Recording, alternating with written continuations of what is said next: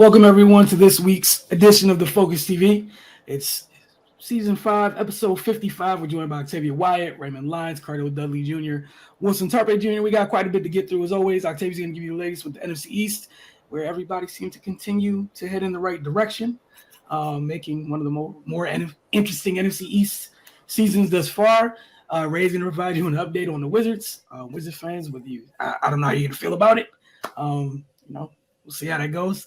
Got a fun week ahead.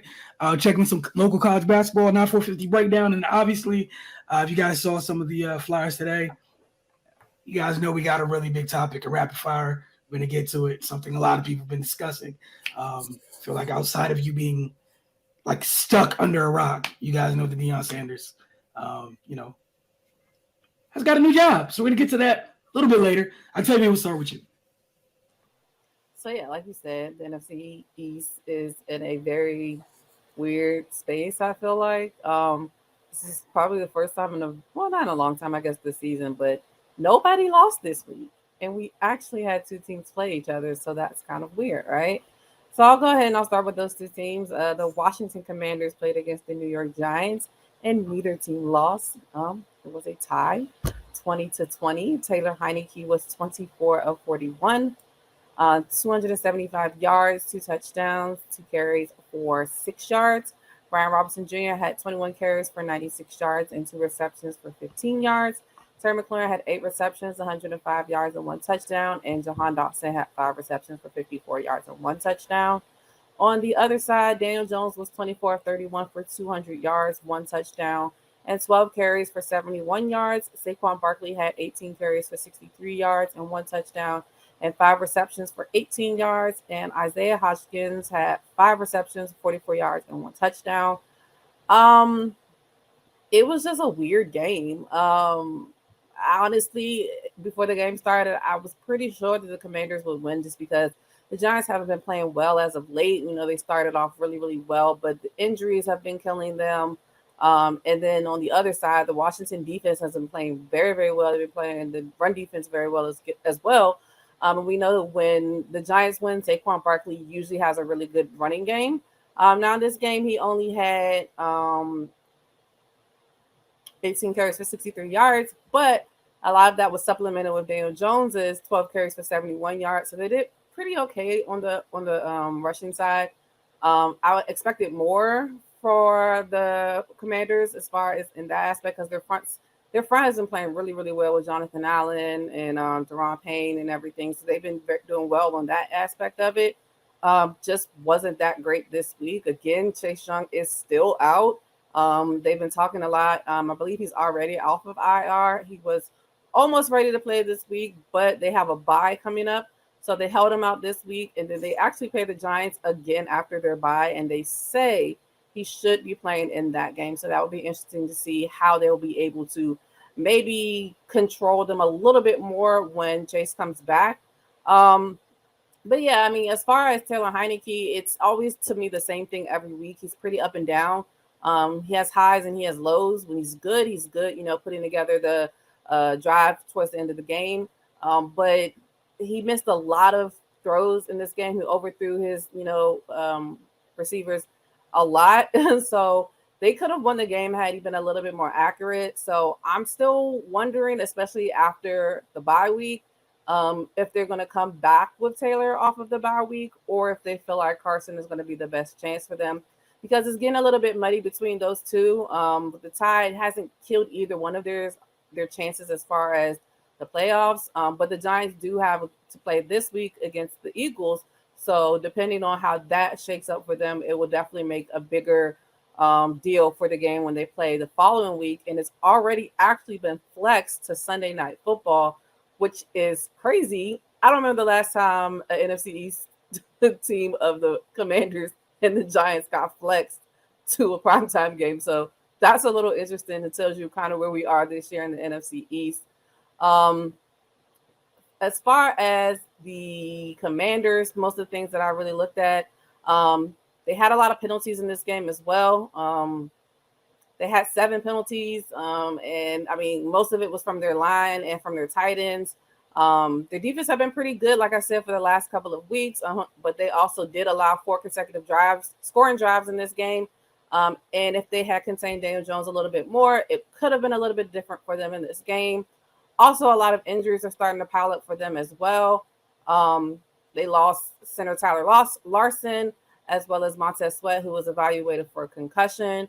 So not sure what's going to go on there. But they did also lose Sam Cosmi as well. Jonathan Allen did leave the game for a little bit, but he did return.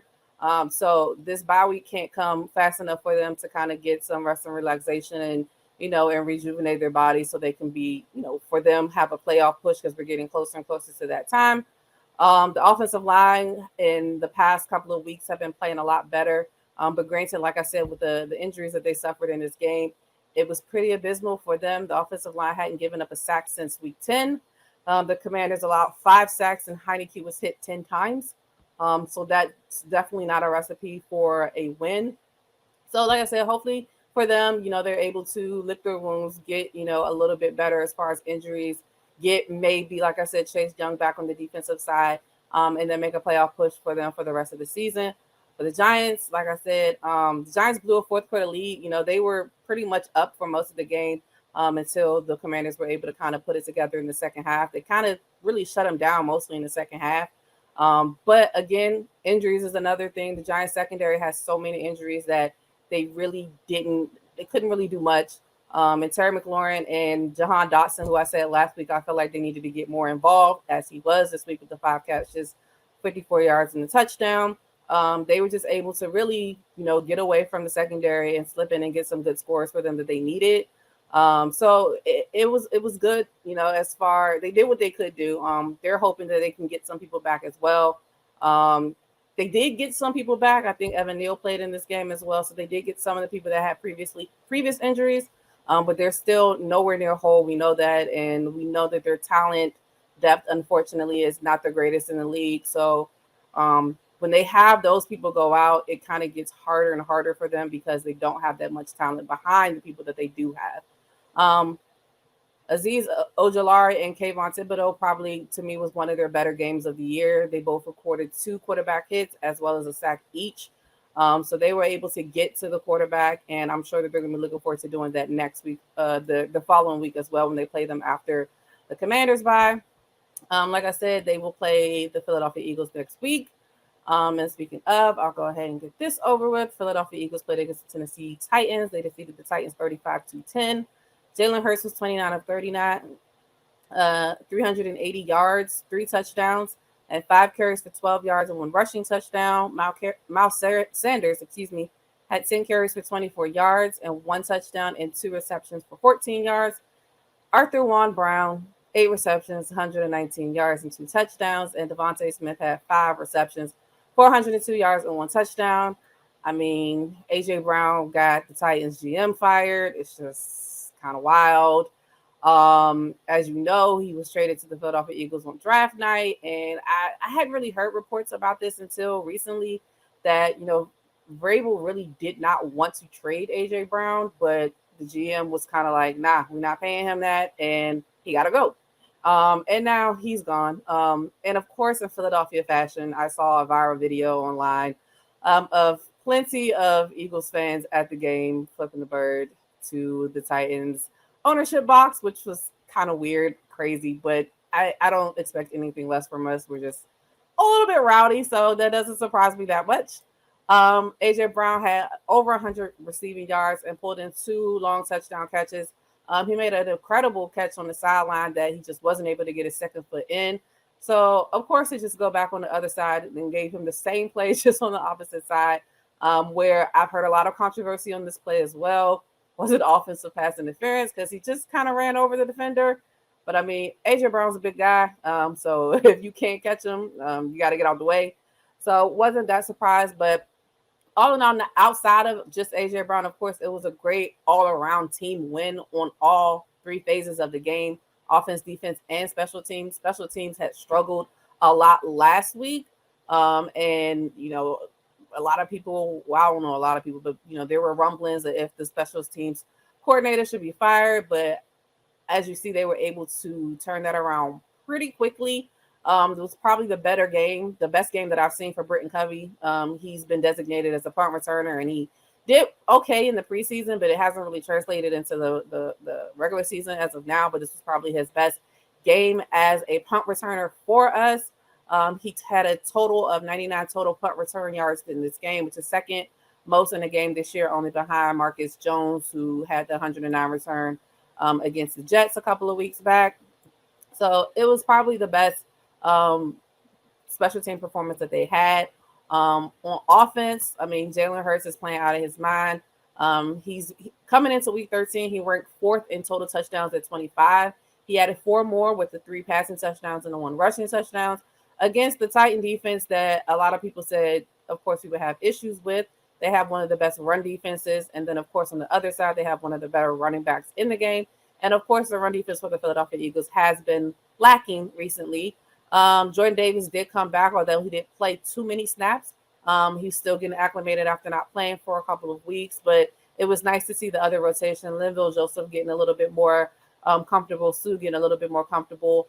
But not even just that. I mean, the front is just really plain ridiculous. Josh Sweat, Hassan Reddick, and Javon Hargrave and Fletcher Cox and Brandon Graham all got home for a sack.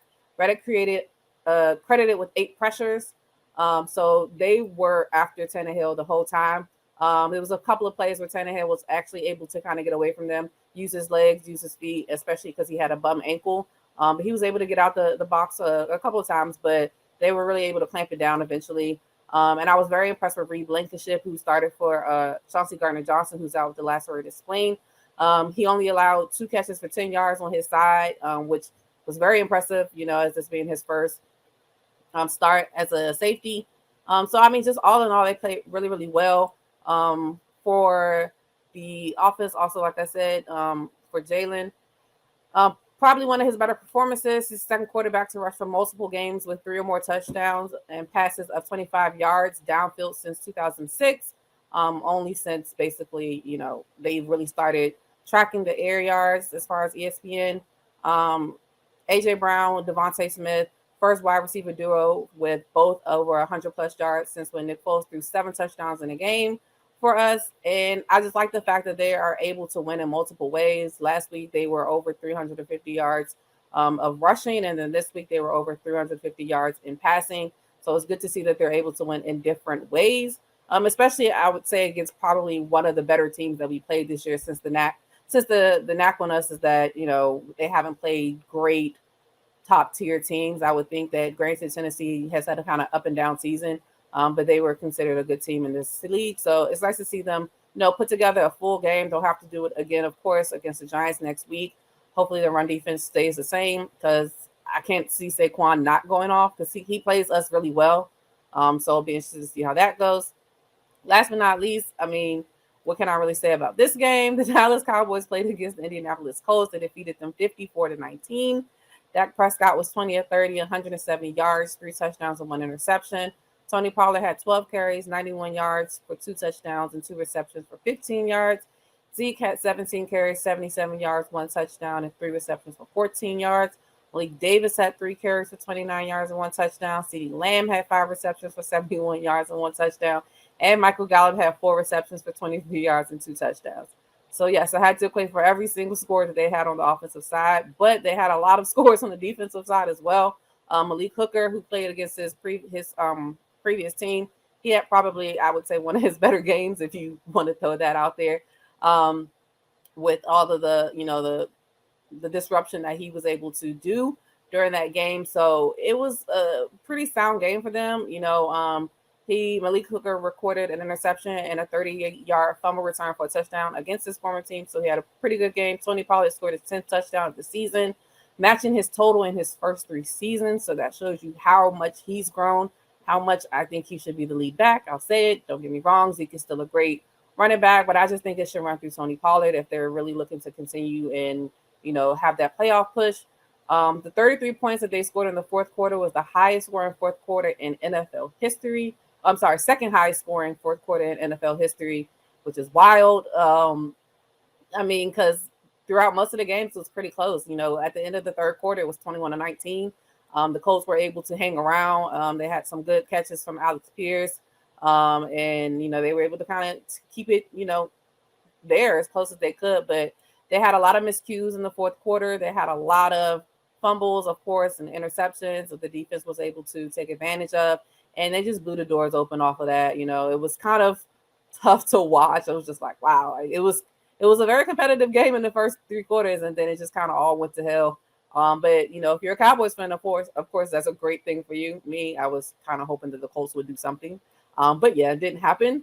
Bad thing coming away from this game, cornerback Anthony Brown tears his Achilles. He'll be out for the rest of the season. So just wondering how they're going to replace him. It's going to be a big thing. Right now the talk is about OBJ. He's in Dallas. He visited them on Monday. It's been a lot of speculations. Will he sign? Will he not sign? He's come out and said it's like probable that he will sign with them. But then there's been reports today saying that they're not sure if he's fully back from the ACL injury. So what will that entail? And then, you would think that now their focus would really switch to cornerback help with Anthony Brown being out.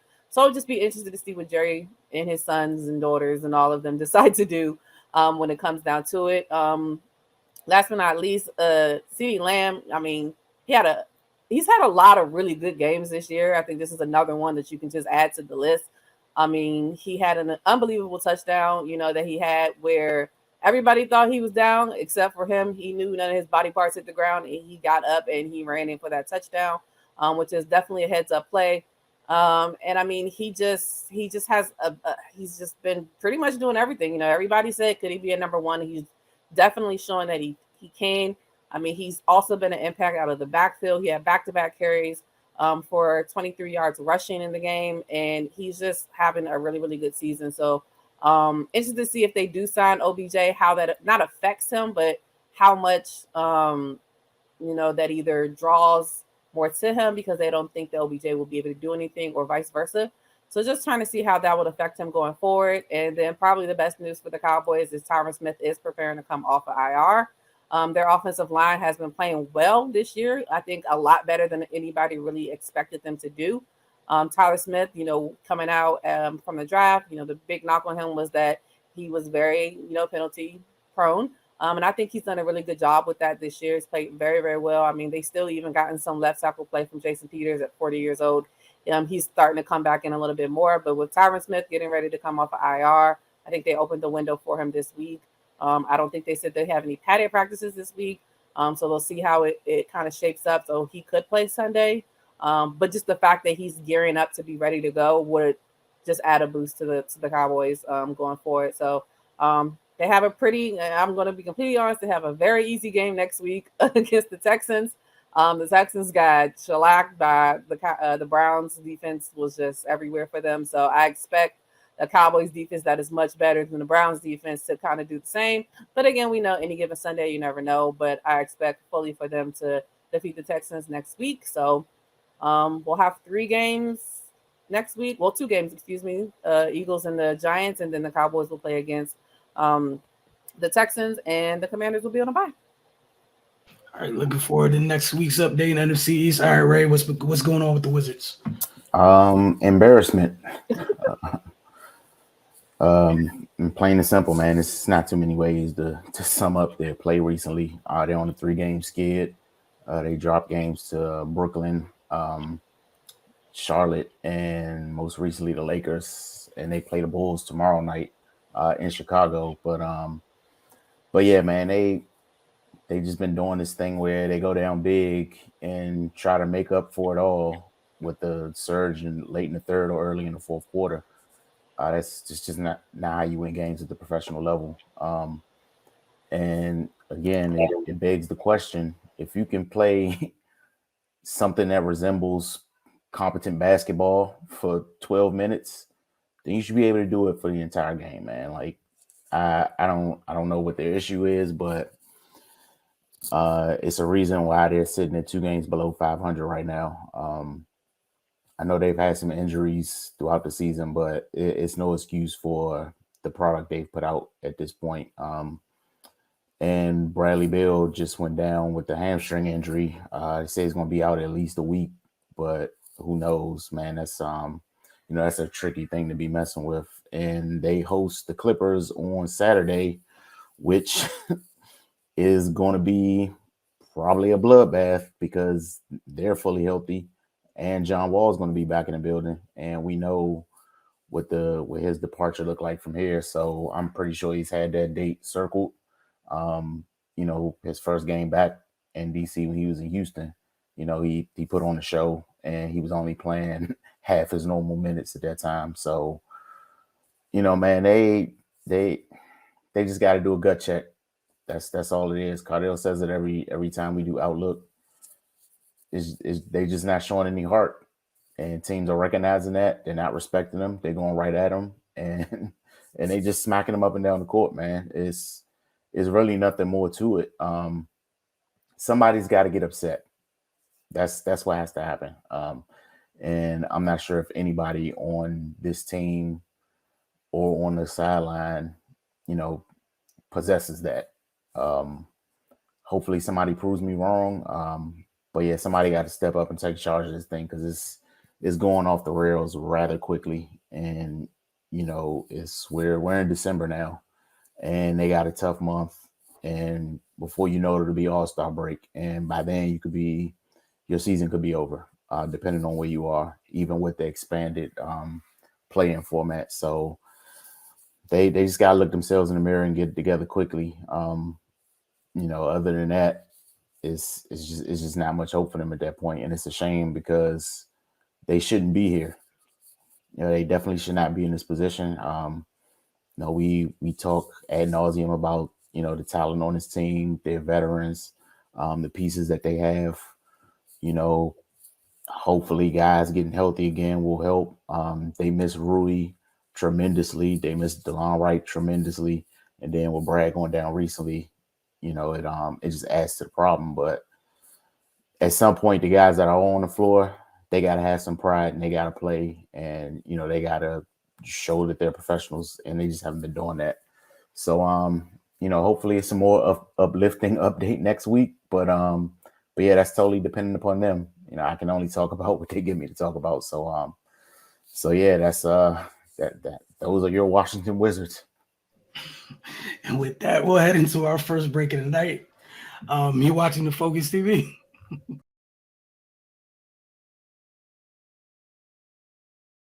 Welcome back to the Focus TV. Cardell, college basketball, GW, where you want to start? Yeah, after a high, riding a high after beating South Carolina, they came back down to earth a little bit on the road at Radford. They fell to the Highlanders 86-76. The host Highlanders shot 55% for the game, and they led wire to wire. Radford scored 46 points in the paint and got 44 points from his bench, led by 6'10" reserve senior forward Matty Nyang. Scored a team high 17 points and grabbed 7 rebounds by shooting 7 to 8 from the field in 21 minutes of action, again, off the bench. GW, after trailing 42-32 at the half, came out firing in the second half. They scored 8 of the first 10 points of the second half and ultimately got back to within 4, 54-50 with 12 minutes remaining. Radford settled down and pushed the lead back to double figures on a 9-2 run and never let the lead slip below 6 for the remainder of the game. The Colonial shot 60% in the second half and 48% for the game. James Bishop led the way with 26 points and 5 assists. Brandon Adams chipped in 15. The backcourt duo GW is the nation's number 2 scoring duo entering the game, and they improved their combined average to 39.4 points per game after the game. Ricky Lindo Jr. added 10 points in just 11 minutes. He was plagued by foul trouble. You know what I mean? So, hey, he had it going when he was in the game. He just wasn't in the game long enough. And then you can kind of understand that with the points scored in the paint. When he went out, it was just the floodgates just opened up, for so to speak. Reserve center Noel Brown provided 10 points for 4-6 shooting, his first double-digit game of the season and third of his career. GW falls to 5-3. They will next host American Saturday at 4 p.m. All right, that's an interesting theme. We're gonna stick with that theme, and a local team coming from a high to crashing to a low. Maryland women's, last time I talked to you, they beat Notre Dame. Game-winning shot by Diamond Miller. I think that was on this past last Wednesday night. Again, great game. One is the type of win that's going to be on your resume come tournament time when you're trying to figure out, where you end up when it's time for seeding. However, they opened conference play this past Sunday. They hosted Nebraska, and the Cornhuskers had none of that. Didn't care about what they did against Notre Dame. We're not interested. Nebraska was very interested in starting conference play when they did that, beating Maryland 90-67. The final scores of it was a close game in the first half, but also when I saw Diamond Miller saddle to the bench for most of the half due to foul trouble. Sounds like little Summer Card was just mentioning. Ricky Lindo Jr. on the bench, Team Egypt. They struggled a little bit. However, despite Diamond being out, Maryland was able to go in the half up 36-31. Thanks in part to a big 13-0 run midway through the period, led by Brene Alexander. However, a couple of big three-pointers from Nebraska guard Jazz Shelley kept the Cornhuskers from going into the half down double digits, like literally back-to-back threes before the break. The second half was just about Nebraska's execution. Shelley continued to hurt the Terps from deep. She finished with not a career high, but a game-high 29 points. They also got good contributions from their bigs, getting the ball into the post. Then Izzy Bourne, she hit 4 threes. So one of the bigs was able to step out, also do damage inside. And Maryland didn't take good care of the ball. Nebraska led 60-56 heading into the fourth, and then the floodgates opened. And, the game got away from Maryland. Again, Maryland did not take good care of the ball. They did not defend to their standard. Yes, they're an undersized team, which, again, if you're going to be undersized, you got to pick one. You can't surrender everything in the paint and give up open shots beyond the arc. You got to take one thing away. We understand you being undersized, cool, something you got to deal with. But the type of open looks Nebraska was getting, there's no excuse for that with the type of athleticism Maryland has on their wings. There's just no excuse for it. And Jazz Shelley got rolling. Sometimes when shooters get going, it's hard to turn the water off when Nebraska had everything going. We know Maryland likes to press. And Nebraska, again, good execution. They broke the press, and they went about their business and got the big win. Cheyenne Sellers led the way for Maryland with a career high 21 points. She also added 8 rebounds. The Terps have another big week. They have their second conference game on the road at Purdue. Then they come home on Sunday, and they host the 6th-ranked team in the country, Connecticut. So we're going to see how that goes. And we'll check in with you guys next week. Again, for Maryland, what they can't do is come out with the type of effort they had against Nebraska when their energy wasn't where it needed to be, especially as a team that's undersized. You have to scrap.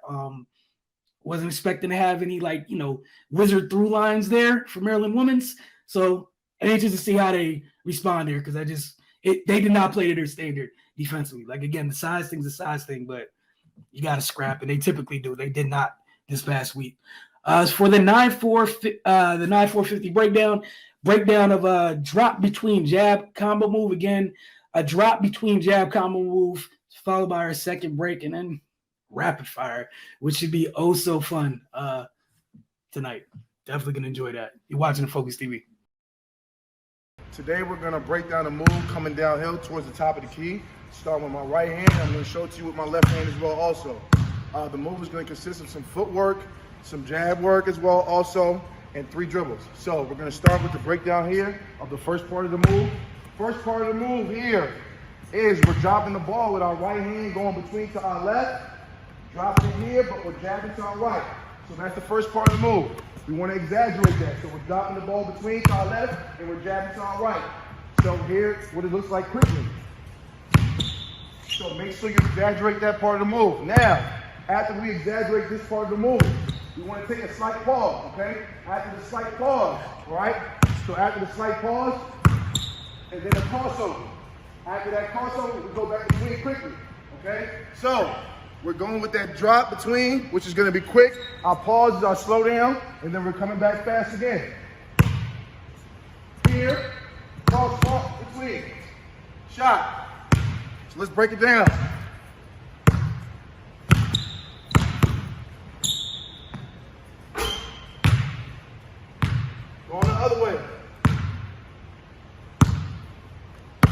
So again, the other way now is dropping between towards our right or jabbing towards our left.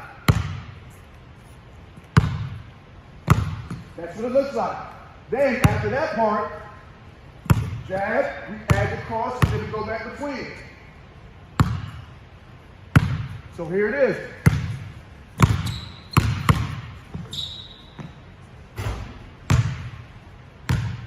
Perfect move, utilize footwork, jab work, as well as some combo moves.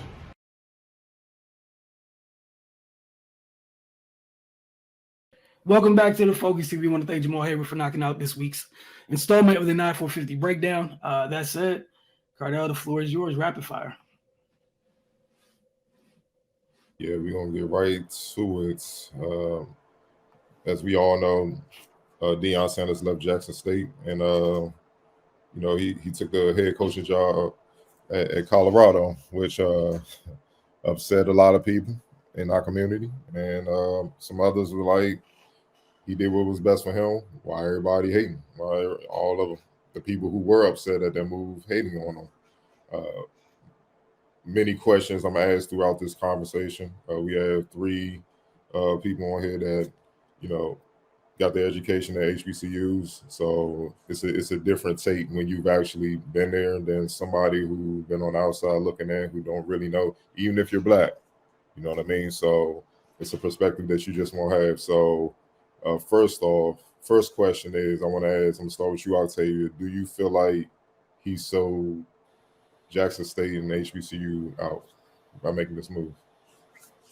Oh, I knew this was coming. So I've had mixed of emotions and feelings about it ever since it happened. And I think it's just for a couple of different reasons. One, kind of like what you already said, it's like if you haven't been to a HBCU, like actually been to one, like enrolled in one, have a lot of, experiences in it, it doesn't hit the same to you than it does for other people, in my opinion. So I understand the backlash that people who went to HBCUs are saying, but I do understand the other aspect of it. So as far as saying selling out, I'm on the fence with it. And the only reason I say that is because my thing is, I've seen the interviews from before, and the promises that he made, and the things that he said he was invested in, and the things that he wanted to do for HBCUs. I think that's why a lot of people feel like he sold them out. But on the other side of it, I just always know people are going to do what they want to do, regardless of what anybody says and how anybody feels about it, in my opinion. So I think that at the end of the day, he just didn't want to be there. Not didn't want to be there anymore.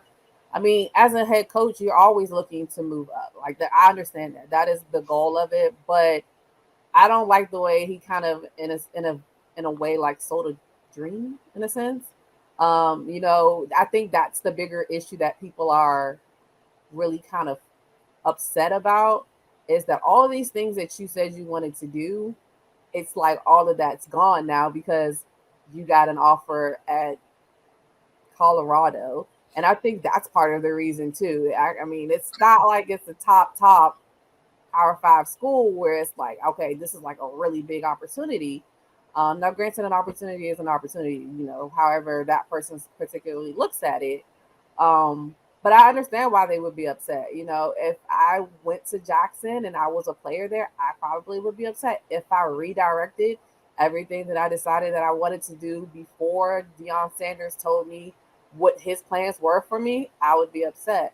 But at the same time, it's the nature of the beast when it comes to college football. I feel like it happens a lot. Coaches kind of tell you what they want to do, but you never really know their full intentions and the full scope of the other things that they kind of have their hands in and other things that they're working on for themselves. So as far as do I feel like he sold them out, I'll say yes in a way. Yeah, I'll just keep it at that. I'll say yes in a way. And I understand why people feel that way. Okay, right. Yeah, I could definitely understand the strong reactions. Like Octavia said, man, he he overpromised for sure. You know, coming in like throwing out things like God called me here, and you know, I'm here to level the playing field, and building something special. Um, yeah, you don't accomplish that in 2 years, one of which you spent with your foot out the door. So I mean, everybody's free to make their own decisions, and you know, I definitely wish him the best. But as we say a lot when these discussions happen with prominent people, choices have consequences. And I mean, if you want to stand on it, cool. But you know, you can't not expect people to feel away after how this whole thing has transpired, man. And you know, people will talk about, oh, HBCUs don't have this and don't have that. Well, he made it clear that his intention was to level the playing field and succeed despite that, and put HBCUs in a better place. So now you can't have it both ways. You can't go back and say and give him the out and say, oh, he left because you know, because these schools are deficient in some areas. That's when he painted the picture that he was here to rectify that. So, I mean, you just got to take it on the chin, man. Like, and it's I didn't like how he skated out the back door on a private jet without, you know, addressing the media. That's Sucker like, shit. basically, you too old for that, man, and you too old and too experienced to do stuff like that. You know, you gotta. A man has a right to face his accusers. You know, and again, not to say he did anything wrong. He's free to make that choice. But again, you painted yourself to be to ride in on your white horse and save the day. And you know, and I've been seeing the conversation. Oh, college coaches, they move all the time, and this is business as usual, and nobody's going to tell them I'm out as soon as I get the first offer. Yeah, it is business as usual, but he said this is bigger than business. Those are his words, and I put it on Facebook today. It's not a crime to hold somebody accountable for their words and actions. He put this on himself. He put himself in his seat. He put himself in his chair, and to leave before the job is done, or before the scratches has even been before the service has even been scratched. Like, he didn't even see one recruiting class through. Like, I mean, it's going to be some people that's upset about that, and I've been hearing about how much he did for HBCU culture. That culture has been in place for a very long time. Before Dion ever thought about coaching college football, before Dion even played in the NFL, that culture was in place. So we can just scratch that immediately. He put some more eyes on it for sure, and the culture will remain now that he's gone. But what's going to leave with him? That media coverage, all that publicity and stuff, and the ability to recruit. That's going to Colorado with him now. Jackson State will not sign the number one recruit in the nation now that Dion is not there. Those are the things that he removed, that he said was the benefit of him being there in the first place. And I mean, and I don't see how what he did bring is sustainable now that he's gone, especially after such a short period of time. Like, it wasn't even long enough for people to to get used to it. Like, now, I hope I'm wrong, but I'm pretty sure I'm not. It's not going to be the same amount of, you know, of media attention, and that was the whole purpose. Yeah, all that other stuff that people are saying that he brought to the table, he didn't. HBCU football culture was really strong before he got there, man. Like, you know, he just brought more people, made more people aware of it. And people are having this conversation and have said the words, I didn't even know about HBCUs before Dion got there. You shouldn't be talking about this because that's foolish. So yeah, man. I mean, to answer your question, I haven't personally labeled him the S word. I've seen people throw it out there, and they're entitled to that because, like Octavia said, man, he made a whole lot of promises, and at the first sign of light, he jumped ship. And since he made it official that he was going to Jackson State, people have said this exact thing will happen, and he's basically cussed them out, saying it wouldn't happen, and now it's happened. So I don't know how you want people to react. I'm not going to wish any ill will on the man. Like I said, I want him to be successful. Deion's one of my favorite athletes ever, but you got to call a spade, man.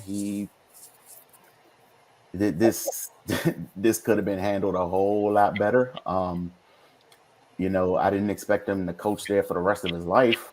Would have been nice, but I mean that's not realistic. But would have been nice. People are bringing up, would you turn down $5 million if you're getting paid $300,000? Again, one of his first things he said is, "This is not about money. I don't need the money. I've been making money for a long time." He said that. So that's not an excuse. He removed that from the conversation himself. Nobody spoke for him. He said it himself. So you got to hold the guy accountable, man. Plain and simple. I don't see any other way around this. And I want to know, when are we going to get to a point where it's not acceptable or expected for people to just leave our universities high and dry at the first sign of a better job? I'm not even gonna call it a better job. It's a different job, because I don't know what type of message is this send? Coaching at a shitty PWI is better than having the best HBCU head coaching job. Like, yeah, man, it's I was definitely disappointed in how this played out, man. And some of the excuses people are making is the reason why this is going to be continued to look at as acceptable moving forward. So like I said, man, I don't think you should burn the man at the stake, but it's definitely a conversation that needs to be had, because the next time maybe he was supposed to set one blueprint about high profile people going to HBCUs, and bringing them resources and all this other stuff. Now maybe he set another one, high profile people just using it as a stepping stone to get somewhere else. So yeah, it's dangerous how we have these conversations, man, because I don't see a positive spin on this, because he did kind of leave him high and dry. And I'm sorry I'm getting a little long-winded, but I mean, it has to be said, man. He overpromised and underdelivered in my eyes. It's hard to build anything in 2 years. In 2 years. So again, man, wish him the best. But yeah, I definitely see why this left a sour taste in a lot of people's mouths. Wilson. Yeah, to piggyback off what y'all said, he created all of this. You could have kept it a buck if you knew we were going to move. You didn't have to come in and say all that stuff you said. Then we wouldn't have anything to hold you to. Would have just took it, would have still been disappointed, but we couldn't go back and be like, oh, like Ray said, you didn't live up to what you say. We'd have nothing to reference it to. It would just be, damn, that's sad. Would have liked you to stay here longer, but you came out the gate swinging and said a whole bunch of stuff, knowing that, again, how technology works in this day and age, we're going to hold you to what you said. And it's just yet another great example of how, in these days and times, accountability is just crazy. It is wild. Like, to me, this is just, and as far as the sellout thing, I'm gonna leave that alone. But I will simply say, it's very hard to beat those charges right now, sir. That's what I'm gonna say. I'm not going to indict you. However, it'd be hard pressed to find a lawyer to have your back and get you up out of them charges. That's that you got the bread for it. However, just saying, because it's on wax that you ain't do none of this. You did like a tenth of the stuff that you said, and that's why it's disappointing to me more so anything. It's disappointed because my whole thing is you're going in, and I heard somebody say that in the Colorado press conference or what have you, and that's great. I commend anybody that works with the youth on any level, right? Cool, because everybody can't do it. That said, as you go on, it's going to fall, that the messaging is going to fall more and more deaf because of these things. And this is a precedent now. So, at some point, Colorado, wish you the best, whatever happens there. When it's time to leave Colorado and move on, those words are going to be it's going to be even harder to hear them at the next stop. And this is why college sports is just crazy to begin with, because the kids got one standard, the coaches do whatever as a whole, just two totally different things. The kids, we got the portal and all that other stuff now, and that's great. Anyways, but the coaches be like, oh man, 8-year deal, da-da-da-da-da. Oh man, I don't like this job no more. Give me my severance package. I'm out. I'm going to coach the school down the street. Oh, don't like this no more. I'm at another gig. All the time. But again, the thing here, and again, just actions have consequences and words mean things. And those words, nobody forced you to say those words. We're simply asking you, at this point, why say those words if you're not going to live up to those words? You didn't have to come out the gate saying any of that stuff, but you did. And like Ray said, you didn't even see one recruiting class through. It'd be a little bit easier to stomach if you saw recruiting class through, because that's at least 4 years, right? But 2? And again, the message that it sends, like, not going to knock Colorado, but bro, y'all haven't mattered in football since Michael Westbrook played there. Cordell Stewart. Yeah. Like Sega was the premier video game when y'all mattered last in college football. 3-button Sega. I don't want to hear that it's a better job. I'm sorry. I'm sorry. No. Negative Ghost Rider. Just nah. It's a job on that level, and that's great. That's wonderful. But going back to what you said, you wanted to change all this. Your words are why you can't beat these charges. I'm not going to indict you at all, but your words hurt. I don't know how the lawyer's going to get you off of that one, but court of public opinion is sick.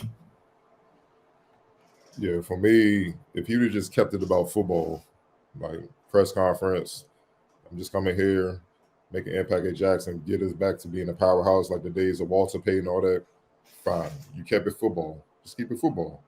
You come in, you first press conference, God called me collect to be here and all this other stuff, man. And and you sold the vision that, damn, we got one of the all-time greats, the greatest at his position, coming here to really elevate not just Jackson, but the HBCU experience, to really show, let's call it what it is, PWI's predominantly white institution, that world, that, yeah, we're special too down here. You know what I'm saying? Corporations, you can invest in us. Businesses, all that. Y'all can, TV networks, y'all can invest in us because it's quality down here, it's talent down here. We just under-resourced. You put the dollars behind us, we could be right on that level. And the reason why we're not on that level, don't get it twisted, it's racism. It's by design.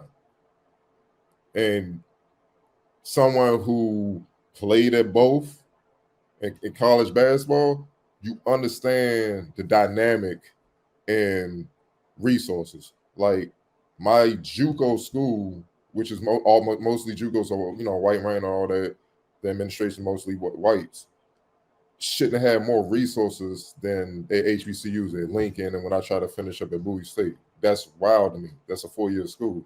You feel what I'm saying? But it's always that stigma attached to it. Frostburg is way out in Maryland, Western Maryland. They moved up to Division II a few years ago. But when I had to go there, they were Division III. The facilities and the resources there were much better than even HBCU D1s, the Coppins, the Morgan States, the Maryland Eastern Shores.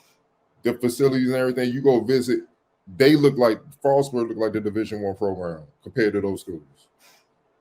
That's the main reason why it's hard for our top athletes as individuals to want to consider there, because look, everybody got their eyes on the pros. So how am I gonna get ready for the pros if we can't even afford the right type of foods? If I get beat up, I can't even get the right type of treatment and medical assistance and stuff like that. Those are things guys are looking at. That's part of it, because you know it's going to happen.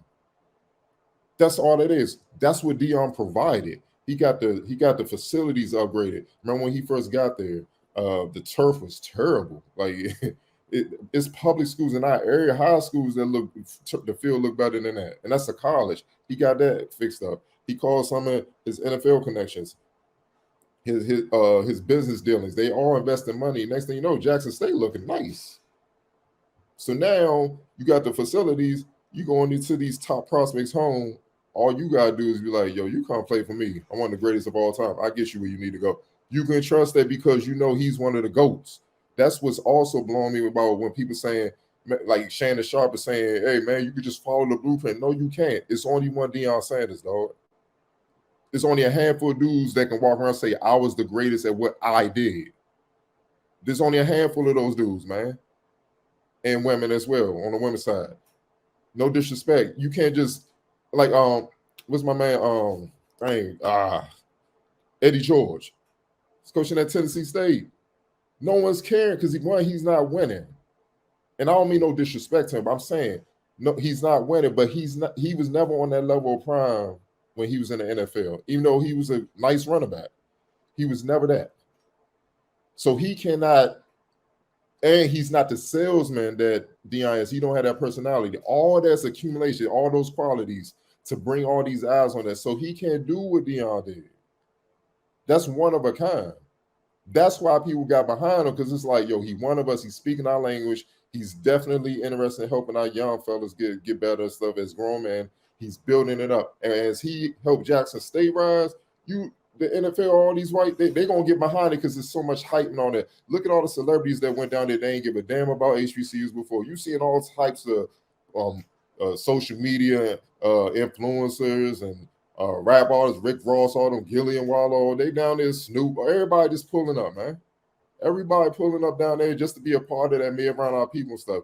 I follow his son. His son does the media for the team. Deion Sanders' son, his oldest son, called, I think it's some well-off media, something like that. So I've been following that on YouTube, seeing the behind-the-scenes footage. They going in the community. You know what I'm saying? People, and we all know this HBCU, like, people welcome them into their home, cooking them soul food and stuff like that, man. Like, and that's the poorest state in the country, and people really get rallying behind them, going out their way to make them feel at home. Not just him and his kids. And then Bball, I at least thought he would stay until his kids graduated. You see what I'm saying? That was my thing. I like, all right, at least I could see him doing that. Then you've dominated. I feel like maybe after 4 years, you would have developed something sustainable where these corporations and stuff will still be investing money in HBCU experience, because one, they will know more about it. They will educate themselves. They want to treat HBCUs like some third world country or something like that. And then they will understand, all right, man, it's some talent here. It's future leaders. It's future presidents of Fortune 500 companies coming out here. It's future scholars. It's future professors. It's a whole lot of talent and intelligent kids that's going to come up out of this. Well, yes, we need to do this. We need to stay behind them regardless of what happens in the future, man. And do that for all HBCUs across the board. But the fact that he bolted so quick, it's just, that gives them all the reason, like, all right, the hell with it. We following him. And Colorado don't need it. Believe me, they got enough boosters and stuff and all that to invest the money in. That's what hurts the most. HBCUs need it. We need it. Like, we definitely always in the red. Always, man. Always in the red, man. And it's just disheartening that, for one, he don't see that. And then two, so many of us don't see this. Like, I'm starting to notice a common thing from not just Prime, from the Kyrie situation to Kanye. We got a serious problem in our community with accountability, dog. It's sickening. Like, damn, man. Like, are we that far delusional, dog? Like, you can't get called out when you F up. We all do. So everybody make mistakes. When you make that mistake, you got to own that. You made a decision to make that mistake, to say those things or do whatever you did. So yes, he did do that. He did.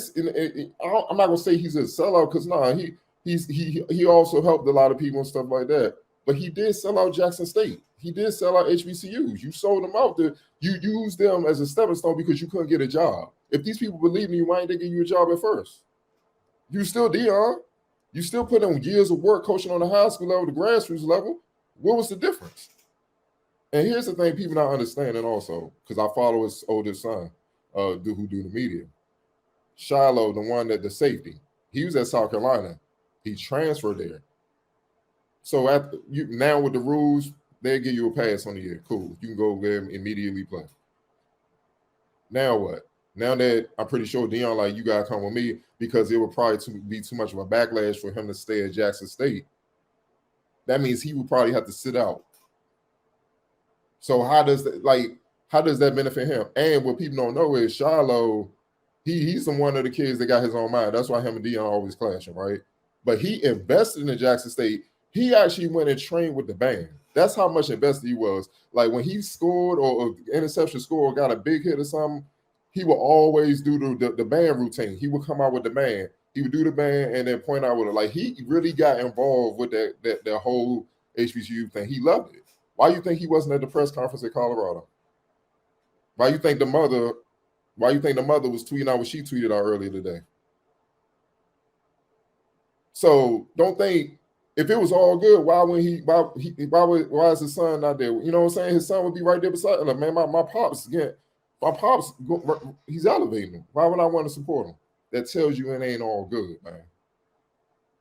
You see what I'm saying? And it's just, even a hasty exit, dog. You ain't even get on people the benefit of that, man. You ain't even say thank you to the community for embracing you, yo. You treat them like that's what it is. You treat like you above them, like so many white folks do. Let's call it what it is. That's what stings, man. And that's what people are pissed about. Like, damn, dog. Like, with no disrespect, we expect them to do that. You supposed to be different. So how can all of us, I'm reading people messages and tweets and all that stuff. I'm like, how can y'all really get behind that? Oh, I know why. Because y'all probably move just like he just did in y'all everyday life. So y'all foul as well. So, foul honors foul, it seems like these days. So my question is and this is a question to all of y'all, what is it? Are we really going to say we need to, everybody was quick to say, man, we need to unite as a people and help each other rise and be there for one another. But when it comes time to do it, it's a back and forth. It's 50% over here and 50% over there.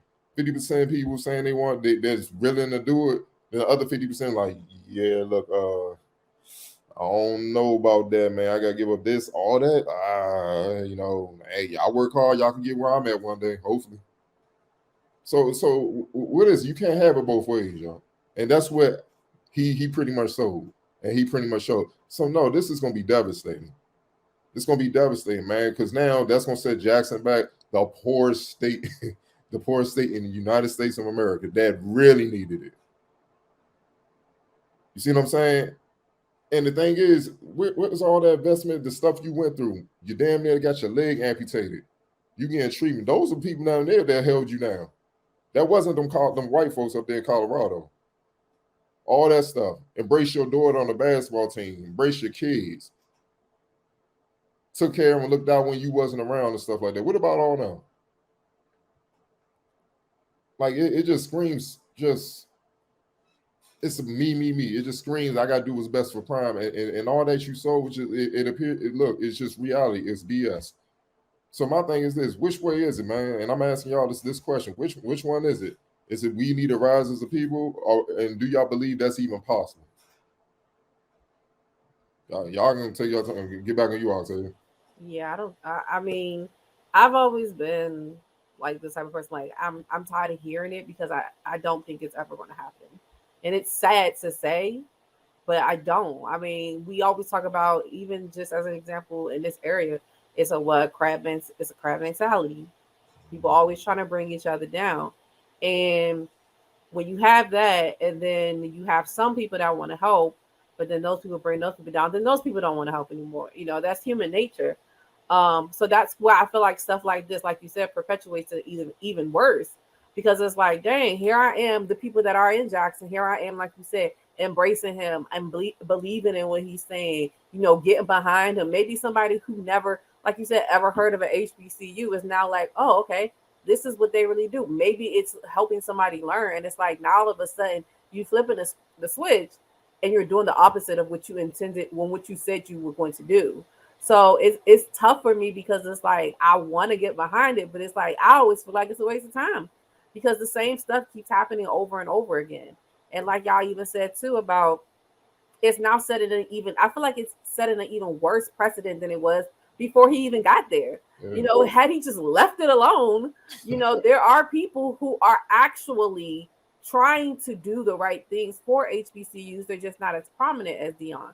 So now I feel like it's even discouraging those people who aren't on the same platform or level or publicity or celebrity as Dion is. And they're like, well, dang, like Dion, like you came down here for 2 years and you set me back to 5 years. I've been trying to do this, so it's like, it's definitely disheartening, like I don't know if or when or if it will ever get better. The only thing that I can take pride in is the fact that I know that I personally went to an HBCU and I know how we are as people who went to HBCUs. I know people who love their HBCUs, who would do anything for their HBCUs. I don't see that for people who went to PWIs. Now, I'm not saying that it's not there, of course, but it's not on the same level. Like I even laughed not that long ago because we just got through homecoming seasons, and people were like, y'all 35 years old, 40 years old, still going to homecomings and partying.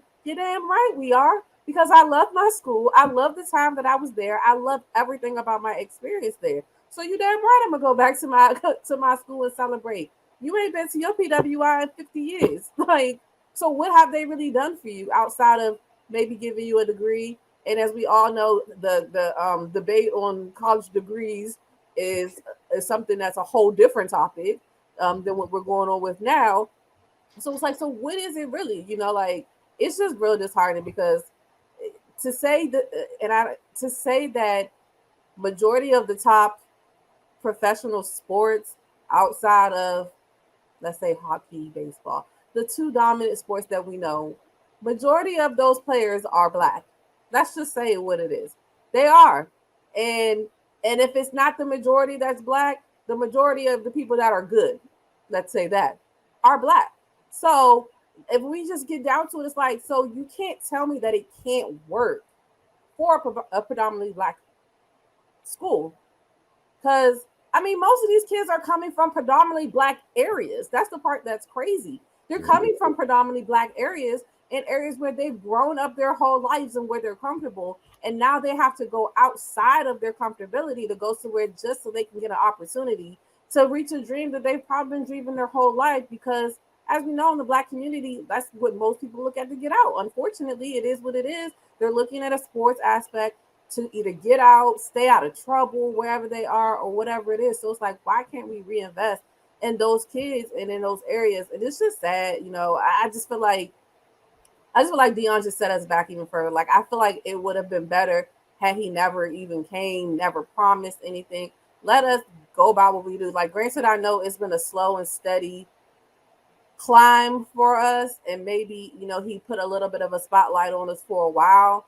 But there are people who've been doing it, like you said, for a while. Like, Dion came in and had his whole impact on the football side of it. But Chris Paul had, he shines light on HBCUs, and he didn't go to an HBCU. But you never seen him overpromise all the things that Dion did. He didn't even coach at one. Chris Paul, I think he did a documentary on HBCUs and stuff like that. And he's even come out and said, I didn't know enough about it as a kid to really want to go there. He got the classic too with Howard, Morgan State. Exactly. All that, they play an All-Star weekend every year. Right. So that's what I mean. So it's like there are people who have some type of celebrity that are trying to do stuff. Like, I know as much as everybody don't like him that much, Stephen A. Smith went to a HBCU. He just helped do something, I think, with Winston not that long ago. So there are people who are like invested in it, but it's when people do stuff like that turns it, like, I just feel like it just sets us back so much further, and it's very disheartening. Before I get to you, Ray, like Michael Jordan, he sponsors Howard, all the sports at Howard now. You know what I'm saying? Like little stuff like that can help you, that can help the overall cause and stuff like that, man. And I'm gonna elaborate on the experience. Listen, when I got into a brawl on JUCO, the administration wanted to kick me out before I even had a chance to stand up for myself. We all know who sit in the administration. And I'm like, damn, dog. I'm the starting forward on the basketball team, the main sport, and y'all want to kick me out. My coach, who was Black, stood up for me and said, I'll punish him. He basically made it look like I got the punishment with him. He'd be all right. You know what I'm saying? But the way he explained to me, I got to punish you so they can back up off you. and you can continue to play basketball, get through the school, and you can get the hell on. You see what I'm saying? Like, I doubt a coach would have fought for me like that. They'd just like, hey, it is what it is. When I went to the HBCU, signed with the HBCUs, I immediately got the vibe like I'm being taken care of. Like if I was tripping or something, professors were like, yo, come here, man. Like pull me aside. Like, yo, you effing up, bro. Like you need XYZ, do this. You know what I'm saying? Like give me game, give me life. Like you don't see it now because you're young, but down the line you'll understand. Like this is why I'm pushing you. This is why you got to hustle. You got to continue to do this. I ain't getting none of that at the white schools, at the PWIs. None of that. It's just like, figure it out. Matter of fact, they hate the fact that you do play sports. They feel like that's the only reason why you're here. You really aren't even intelligent enough to be there. You know what I'm saying? And our coach would tell us all the time, like, look, they don't like y'all around campus. Y'all need to be very careful with how y'all move and stuff like that. Because why you think I tell y'all sit up in front of the class? Game days, wear a suit and tie and stuff like that. Even if you got the team jacking on and stuff like that, it's reasons for that. Always participate, be on time, be early, do all these things. It's a reason for that. They're looking for a reason. They think y'all privileged. They think y'all getting all this extra stuff. He said, y'all don't get no extra stuff. Y'all get what y'all earn. And once he explained that to us, we was like, damn. You know what I'm saying? So then you start looking at everything like he's right. So it just become like the basketball team is my family. That's who I rock with. That's what you get at HBCUs, that home feeling of people who are scholars, who are educated, who are doing well in life, who've been where you've been. And their main goal is to make sure you prosper in life. Get your education, get your degree. They're not just using, abusing you. Then you've done, all right, here's your degree. If you get the degree, bye. And also, this is why I say a lot of people need to learn their history. Once upon a time, we couldn't even go to PWIs, especially in athletics. It's a whole documentary on it, Black Magic. John McClendon, they would have secret games against the Dukes and the North Carolinas. And when John McClendon and those boys started beating up on Dukes and North Carolinas, all those teams from the South and stuff like that, they saw a problem coming. They're like, okay, these dudes are smart. They just not running and out jumping us no more. And then when Don Haskins' team, Texas El Paso, won the national championship, the first starting all-black player, and beat Kentucky, that blew the lid off of it. So now they're like, this segregation thing is, we need to end that, man. It's just time. Because they saw a problem coming with these black players about to take over. But then they went in our neighborhood, started throwing money around, and our black players started going there. And the HBU stuff, it was still prevalent. But as the years wound up, it started dying down. All our stars, like the Earl Monroes and all them, they weren't coming to HBCUs. They were going to Duke and North Carolina and, all the stuff, Virginia and all that stuff like that. And if you look at that documentary, all the old school coaches and stuff had a serious problem. They're like y'all just did that to really kill the chances of HBCU. Like Octavia said, LeBron is my era. What if LeBron would have went to a Morgan State or Howard or something like that? All the top players, really went there. Melo stayed in Baltimore, went to Morgan State, a copper. You see what I'm saying? Like, dog, do you know what that would do for HBCUs? We would literally take over. The PWIs wouldn't really have much of a sport because nobody would be tuning in. The best players is in art. You see what I'm saying? Just that alone would change everything. And then all these people like, hey, the LeBron don't want to pick. We're gonna throw money their way. We're gonna do all this. We gonna get behind them. And that changes not just the schools, it changes the community around the schools. It's more jobs, it's more businesses and all that. It's a trickle-down effect. That's the only thing missing.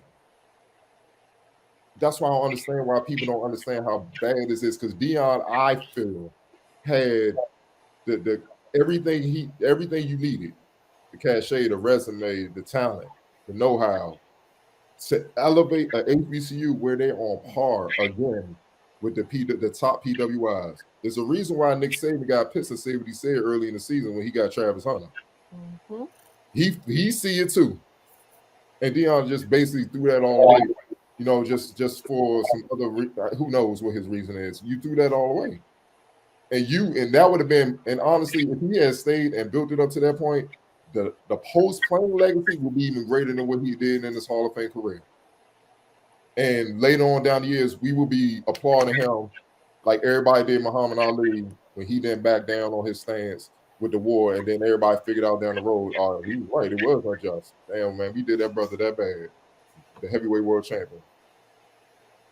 Go ahead, Ray. What's your thoughts as far as before we get out here? What's your thoughts on just finishing touches on everything with this, man? Well, first things first, if anybody's questioning why you going to homecoming at 35 and 40 years old, either you never been or you're a loser. Because homecoming fun as hell, man. It's like a one time at 35 and I can feel like I could go out, have fun, and then like be good for the rest of the year. Right. And think about it. Before we even went to college, just go to Howard homecoming. It takes over the entire area. I was just about to say that. Come on, man. Like I went to see DMX. I went to, you know what I'm saying? Come on, dog. Like Maryland homecoming, even when I was in school, like the PWI next to us, they tried to combine with us. Like, nah, bro. It's not y'all. I ain't got that flavor. Like you see white folks on there from Colorado, like y'all gonna bring that same energy. You like, hold on, play. Y'all chill out. Y'all ain't got that. Y'all don't know nothing about first thing in the morning. They stepping across campus and stuff, the band playing and everything. You dead tired, but that gonna wake you up and make you start rocking. Like you don't know nothing about that. That y'all can't get that energy. That's a black man. Yep. That ain't coming because he didn't create that. Right. Exactly. Yeah, right. That's what it is. Yeah. But you asked if if we think it's possible for us to come together in the right way. I'm not gonna say it's not possible, but I'm gonna say I'm not gonna be here to see it because so many things have to be reversed for us to get to that point. Like we've been systematically attacked for hundreds of years. And I don't think people take that into account when they talk about, these type of situations because people's thinking have been programmed a certain way. Like, we get this bootstrap mentality, if somebody is successful, they just say, oh, well, I worked my way up. Why can't the next person? Well, you were lucky. And maybe instead of judging somebody, you should reach back and send a ladder back down so they can get up to where you are, and I related to just to this football situation. I get it. People saying, he's going to a higher paying job, what have you, blah, blah, blah. But in order for something to happen, somebody's going to have to sacrifice something. Yeah. And to all of your point, I think Dion is in a good position to do that. I'm not judging anybody's finances or anything, but he's well off. He's made a lot of money. He didn't necessarily, have to be in a position where he had to make a financial choice, and he said as much. So, and then of course, with all the other things he brought to the table, I think he was in a perfect position to be that guy to kind of reset everything and charted him on a new course. So yeah, man, it's tough. And for people to neglect the impact that this is going to have, the negative impact that this is going to have, despite all the good things he did when he was there, and that stuff is cool and it deserves to be celebrated and mentioned for sure. But we're in a post Deion and Jackson State world now, and we got to look at things realistically. So yeah, man, the way this played out sucks, but life goes on. Yeah, I think multiple things could be true, right? The good that took place while he was there needs to be acknowledged because there was good that did occur. However, from everything you guys are saying, this is one of those all-time fumbles in terms of an opportunity. For us as a group of people where that could have been huge. You would have had you uniquely were gifted you were uniquely what's the right word? He was the right person to take this on because you could have took L's for a couple of years from a bread standpoint because you didn't need it. Like, you would have been fine. Like, just being honest. Two, obviously, I know you want to get your staff paid. Sure. That said, I also feel like going back to your words, if you went into this honoring and living up to the words that you came out swinging with, then your staff would have knew that you got to take some L's to go forward anyways. Y'all would have been prepared to take the L's whether you liked it or not for the first recruiting class. That's just a fact, right? Then after that, you're not going to take those L's anymore. Also, Bray, you have your backdoor access to, if some of your staff that doesn't have NFL connections needs to move on, they can. But you have the luxury of bringing in folks like yourself. Mike Zimmer is a consultant or whatever on his staff. Mike Zimmer just made a bunch of money as an NFL coach. He's fine.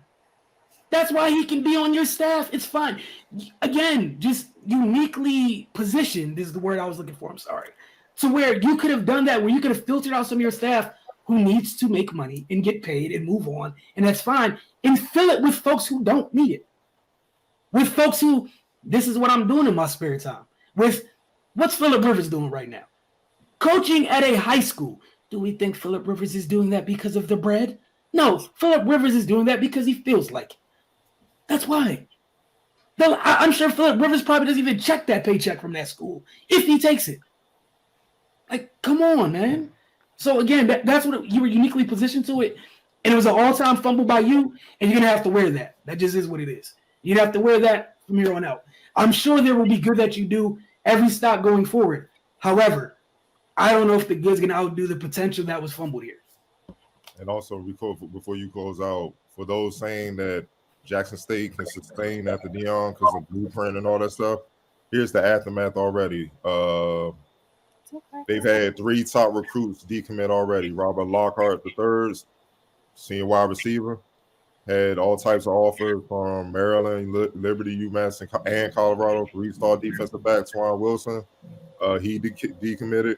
He had offers from Pitt, Kentucky, Arkansas State, etc. And offensive tackle Jordan Juice Hall decommitted. But he just recently picked up an offer from Colorado. Go figure. He had offers from Toledo, Ball State, Marshall, Central State, all that, Tennessee State. They were coming there to play for coach. So all those players are already automatically, they're done. And again, to piggyback off that, don't tell me, again, going back to the fumble, do you know the type of gall and pull you have to take somebody off Nick Saban's staff? I just want to let that just sink in, right? If you can get Mike Zimmer, who was coaching the Vikings up until last year, down to Jackson State, you ain't had to go nowhere. And that's why everybody's upset. You just didn't have to.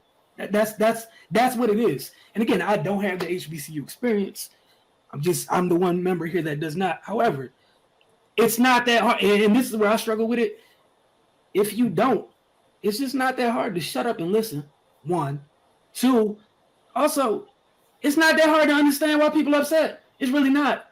1 + 1 = 2. All-time fumble. This isn't hard. It's not that hard. You were uniquely positioned to be the guy that could do this because of all those things. Because, like you mentioned, Eddie George is not a salesman. He was a running back, bro. Oh, they don't have those personalities. That's just not what happens. You were a corner. Y'all are different. Y'all are special people. In terms of you talk too much anyways. Big personality is exactly what you needed to be to sell something, to grow something. And again, just to be held accountable. Big fumble. Yeah. And no matter what happens going forward, you're going to think back to this part right here at the beginning of it. And best believe we keeping receipts. So don't let that thing go bad to Colorado. Oh, it's definitely going to follow him. And it's going to be Colorado games on TV next year. See how formidable he makes this team. So Don't woof. Especially if y'all do gonna get fired, boy. The band got on him before the game was over at halftime. They was on his head, bro. Like, come on. Yeah, and again, HBCU experience, you want to see the ugly side of what you did. Oh, bro. yeah. They start singing that song. you wouldn't even be there if you didn't come out swinging and making promises, like Ray said, that you know you weren't going to deliver on. And again, there's nothing wrong. Like, if you knew this was a job, just left it better than you found it, people leave you alone. Mm-hmm. Like Cardell said, just It was just football job is a football job. You came in talking about God and culture and all these things. We're just gonna, right? The clips are never going away. You know, it takes a lot of money to scrub things off the internet. And people got those. And they're not paying them enough to do this. So. Yeah, nah. Especially when they still trying to get your bread together in Colorado, but it's another story for another day. You know, because all things are better other places, except when they're not. I want to thank y'all for tuning in this week. We appreciate you guys, and we'll see you next week right here on the Focus TV. Don't forget, every Wednesday morning at 9 a.m. on our Roku channel. All you got to do if you got a Roku television or your device is type in the Focus TV in the search box, double tap OK on the remote if you added the channel. Friday nights, 10 p.m. and Saturday at 4:30 p.m. on DCTV. If you live outside the area, all you got to do is go to dctv.org, and you can stream the show there. Again, y'all have a great week. We'll see y'all very soon.